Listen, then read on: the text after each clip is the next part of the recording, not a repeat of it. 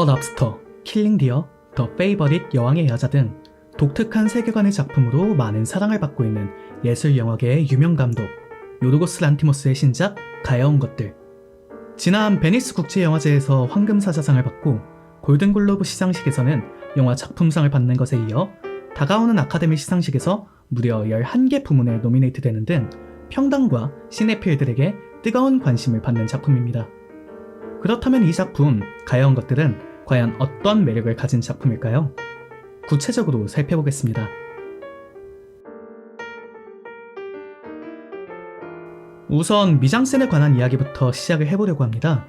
작품의 예고편에서 확인할 수 있는 것처럼 본작의 미술과 촬영, 그리고 의상은 의심의 여지가 필요 없을 정도로 뛰어난데요. 몇 가지 사례들을 통해 살펴봅시다. 우선 작품의 초반부는 단조로움과 투박함이 느껴지는 흑백 화면으로 진행됩니다. 때문에 고전 작품을 보는 건가 하는 착각이 들지도 모르겠어요. 하지만 도로시가 문을 열고 나오며 그 세상이 변해버린 것처럼 작품의 주인공 벨라 백스터가 넓은 세상으로 여행을 떠나면서 화면은 초현실적인 기분이 느껴질 정도로 아름다운 색감으로 가득 차게 됩니다. 더불어 작품 속에서는 공간의 이동이 인물의 성장에 매우 중요한 역할을 하게 되는데요. 각 장소가 남기는 강렬한 인상이 있기에 그 매력에 빠져보는 것 또한 흥미로운 요소가 될 것 같습니다. 예컨대 최초의 배경이 되는 런던은 표현주의 영화들이 떠오를 정도로 강렬한 명암 대비가 인상적입니다. 벨라가 최초로 도착한 장소 포르투갈의 경우에는 현실적인 비주얼과 초현실적인 상상력이 한 곳에 섞인 것 같은 인상이죠. 각 장소마다 시선을 끄는 벨라의 의상도 재밌습니다. 무척이나 화려한 장소 의상으로 벨라라는 인물에게 집중할 수 있도록 설계한 훌륭한 장치였다고 생각해요. 인물들의 감정선은 물론 관객들까지 쥐고 흔드는 음악도 정말 뛰어났다고 생각해요. 요약하자면 감독이 선보이는 본작의 시청각적 미장센은 기괴함과 아름다움 사이에서 관객들을 사로잡는 거대한 힘이 있습니다. 어른들을 위한 동화 같다는 혹자의 이야기가 적절한 것 같네요. 그렇다면 이와 같은 연출력을 통해 담아내는 본작의 이야기는 어떨까요? 작품의 서사에 대해서 살펴봅시다. 작품을 보고 대부분의 사람들이 가장 먼저 떠오르는 건 메리 셸리의 소설 프랑켄슈타인일 것 같습니다. 우선 박사에 대한 이야기를 해보죠. 윌렘 데포가 연기하고 있는 과학자 고드윈 백스터 박사는 크리처와 프랑켄슈타인 박사 모두의 속성을 가지고 있어요.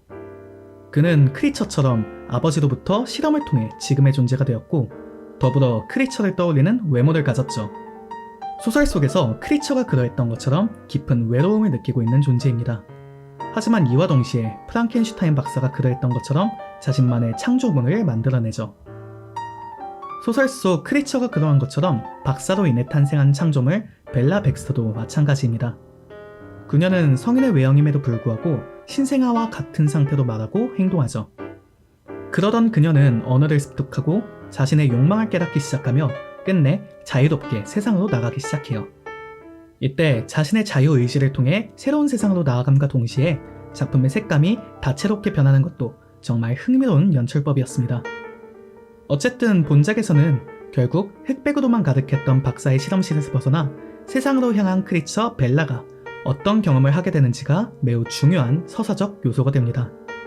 이때 고전소설 프랑켄슈타인과의 명백한 차이점을 하나 꼽자면 벨라의 경우 프랑켄슈타인의 크리처와 달리 무척이나 아름다운 외모 덕분에 사람들로부터 혐오를 받는 대상이 아니었다는 점이 있겠네요. 아무튼 이 모험 과정에서 벨라가 어떤 것들을 경험하는지 이어서 살펴보도록 할까요? 출가 이후의 벨라는 정말 다양한 경험을 하게 됩니다. 세상은 그녀의 기대만큼이나 신비로운 곳이었죠. 오죽하면 흑백의 세상이 그토록 컬러풀하게 보이겠어요. 아름다운 색감과 맛있는 음식, 낭만적인 음악 소리가 가득하죠. 하지만 우리 모두가 아는 것처럼 세상이 꼭 장밋빛으로 가득한 건 아닙니다. 세상에는 잔인한 폭력이 있고 시끄러운 소음으로 가득하며 입맛에 맞지 않는 음식도 만날 수 있죠. 그 모든 것들에 벨라는 무척 솔직하게 반응을 하고 있습니다. 이런 벨라의 반응을 극도로 경계하는 인물이 바로 그녀를 세상으로 부른 바람둥이 변호사 덩컨 웨더번입니다. 그에 대한 이야기는 조금 있다가 이어서 풀어보도록 하죠. 아무튼 그녀는 남성성에 기반한 욕망과 잔인한 세상을 경험하게 됩니다. 그녀를 성적 대상으로만 생각하는 던컨, 답답하게 그녀를 통제하려고 하는 위선적 상류사회, 자본주의적 시스템 때문에 고통받는 빈자들, 그 자본으로 성욕을 해소하려는 남자들까지. 결국 가여운 그들의 크리처와 벨라는 혐오의 대상은 아니었을지언정 일방적인 욕망 해소의 대상임과 동시에 여전히 이 세계관 속 약자로 볼 수 있겠습니다. 이와 같은 그녀의 모험은 마치 현실이라는 이상한 나라에 떨어진 앨리스의 모험처럼 느껴지기도 합니다. 그리고 이 세계 속에서 그녀는 점차 주체성과 자아, 그리고 연민에 관한 고찰을 이어가기 시작합니다. 영화의 중반부를 견인하고 있는 벨라의 고찰은 어떤 해답을 제시할까요? 벨라는 긴 여행 경험을 토대로 나름대로의 해답을 제시하기 시작합니다. 자신의 자본을 약자들에게 나누고 자본에 대한 회의감을 느끼기도 하죠. 파리에서 돈이 필요하게 되자 그녀는 스스로 집창촌에 들어가는 선택을 하며 남성적 욕구와 자본주의적 세상을 이용하는 주체가 되기도 합니다. 이때 벨라 스스로의 욕망을 채우는 것과 동시에 늘어나는 돈을 통해 사회주의적 고찰을 함께 이어나가는 점도 상당히 흥미롭습니다. 이런 벨라의 행보는 그녀를 세상으로 끌고 온 던컨의 행보와는 완전히 다른 모습을 보여주고 있는데요. 그는 전형적인 바람둥이이며 상류사회에서 흔히 볼 수 있는 위선자입니다. 자유를 경험할 수 있게 해주겠다는 말로 벨라를 꼬시는 인물이지만 자유롭게 춤을 추려는 벨라를 어떻게든 자신이 생각하는 틀 안에 집어넣으려는 인물입니다. 어찌 보면 백스터 박사의 실험실 그 이상으로 그녀를 억압하려는 존재죠. 실제로 그녀를 캐리어에 담아둔 채 더 이상 벗어날 수 없는 배 위에 올라타버리기도 합니다. 그러나 그 위에서 독서와 함께 윤리적 고찰을 이어가는 그녀의 모습을 보고 이내 불만을 품고 선상에서 행패를 부리거나 그녀의 책을 바다에 집어 던지는 등 신경질적인 모습을 보이기도 합니다. 끝내 벨라가 자신을 뒤로한 채 떠나게 되면서 그녀에게 자신을 파멸하기 위해 탄생한 괴물이라며 비하하는 등 추함의 절정을 보여주죠. 인권 발전의 역사를 생각하면 이런 던컨의 존재는 상당히 흥미로운 메타포로 느껴집니다. 그리고 작품은 바로 그 던컨을 거침없이 희화시키죠. 아무튼 자신이 어디에서 왔는가에 대한 존재론적 고찰을 이어나가던 벨라는 끝내 나는 누구인가에 대한 대답을 스스로 찾아내기에 이릅니다. 어머니의 몸에서 재탄생한 자식, 천재 과학자가 만들어낸 크리처, 권위주의적 폭력의 희생자, 성적 욕망을 해소하기 위한 수단, 그 모든 문장을 떨쳐내고 자기 자신의 경험을 통해 완성되죠. 이때 권위주의적 폭력을 무너뜨리고 마침내 자기 자신만의 해답을 제시하는 벨라 백스터의 모습은 상당히 인상적입니다.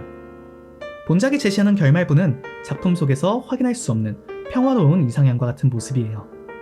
다양한 요인으로 인해 폭력성의 객체로 살아가는 현실 세계의 가야운 것들을 향해서 그 모든 것으로부터 해방된 주체적 칼날이 새로운 세상의 수술법을 제시한 것 같았습니다. 작품에 대한 이야기를 끝내기 전에 배우들에 대한 이야기를 짧게 풀고 싶습니다.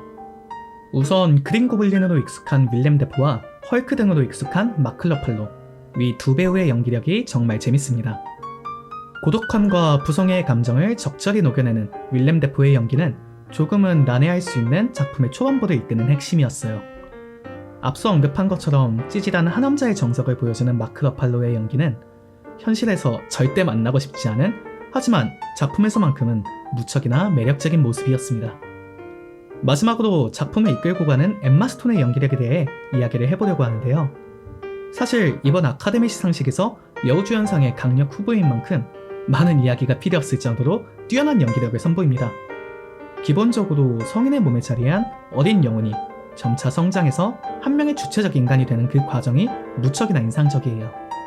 이때 각 단계가 뚝뚝 끊긴다기보다는 어느샌가 성장한 아이들의 모습처럼 점진적으로 하지만 분명하게 변해가죠.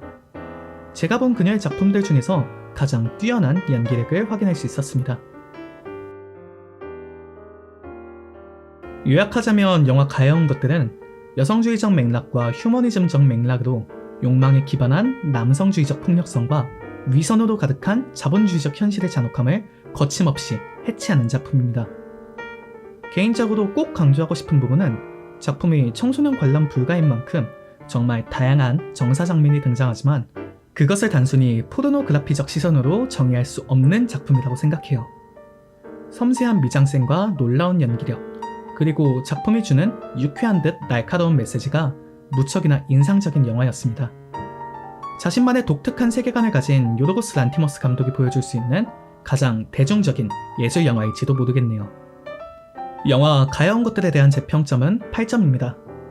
죽음을 선택할 수밖에 없던 세상의 객체가 순수한 시각을 가진 존재로 재탄생하며 자유로운 모험과 존재론적 고찰을 이어나가고 그 끝에 주체적으로 해방되는 과정, 나아가 폭력으로 정의되는 세상을 다시금 고치는 칼날이 되어버리는 이야기가 무척 흥미롭게 풀이됐던 것 같습니다.